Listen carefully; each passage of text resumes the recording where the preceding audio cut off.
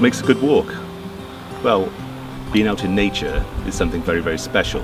I think people who take a walk in perhaps as a hobby, or whether you're just walking of a Sunday afternoon, there's still that contact with nature, which is really, really special. There's always something in a walk. It could be wildlife, it could be flowers, it could be a river that we perhaps, or a stream that we didn't know existed, and perhaps we've come across, this is wonderful, I think, out in the countryside.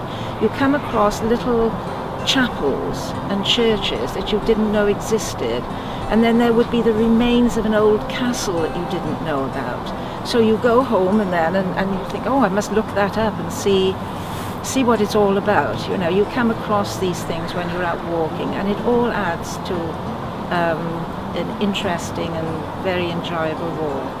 We've got a lot of local history around here, which is literally 10-15 minutes away, Tintern Abbey and Caldecott Castle. So there's lots of opportunities around here for people just to discover what they don't realise is actually on their doorstep as well.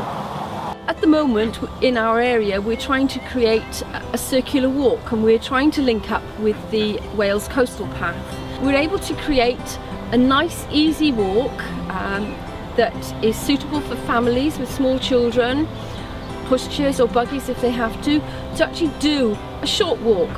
And it's a lovely scenery, it's a lovely atmosphere when you're out there.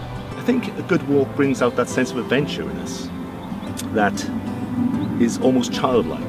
To be in nature, to be almost lost in nature, is really quite a charming experience.